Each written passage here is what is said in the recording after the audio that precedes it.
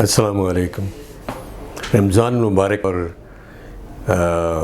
میں چاہتا ہوں کہ میں رمضان مبارک میں جو لیور ڈیزیز کے پیشنٹ ہوتے ہیں، یعنی کہ جگر کی امراض جن کو ہوتی ہیں، اس کے متعلق کچھ چھوٹی سی بات کی جائے۔ عام طور پہ ہمارے پاس مریض آتے ہیں، وہ تھوڑا پوچھتے ہیں، ہم سے ایسے پوچھتے ہیں کہ ڈاکٹر صاحب میں روزے تو نہ رکھا؟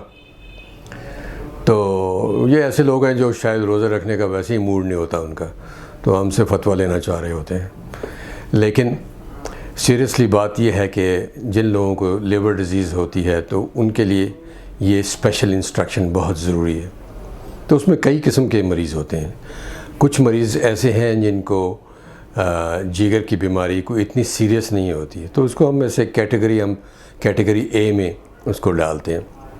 اسی طرح ہم نے اے، بی اور سی کیٹیگریز بنائی ہوئی ہیں لیور ڈیزیز کی، تو اس میں یہ ہمیں اندازہ ہوتا ہے کہ جو اے والے لوگ ہیں ان کی بیماری اتنی زیادہ نہیں ہوتی، اور معمولی سا جیسے ہیپاٹائٹس ہے تو اس صورت میں کوئی ایسا مسئلہ نہیں ہوتا، وہ روزے رکھ سکتے ہیں ایسے مریض جو ہیں۔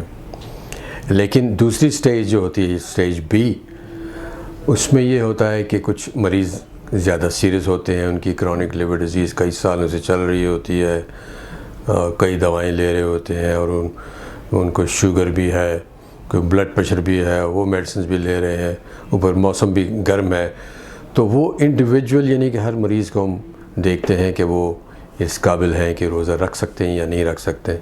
تو یہ آپ کا ڈاکٹری جس کو ان چیزوں کا زیادہ تجربہ ہے، وہ آپ کو بتا سکیں کہ وہ روزہ رکھ سکتے ہیں کہ نہیں رکھ سکتے۔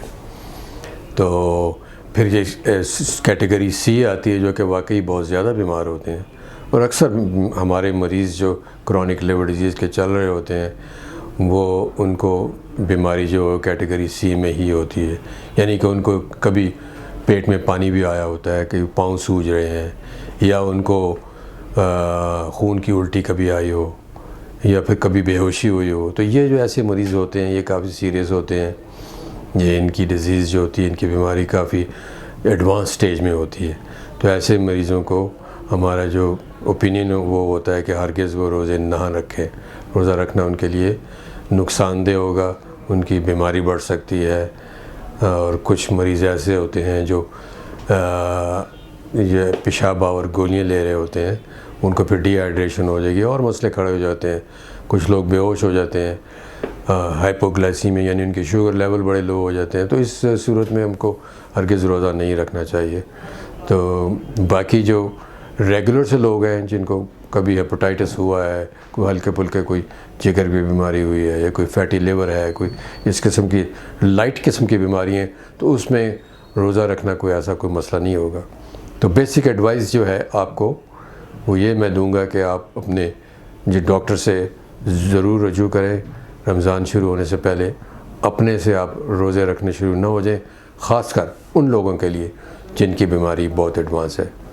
السلام علیکم۔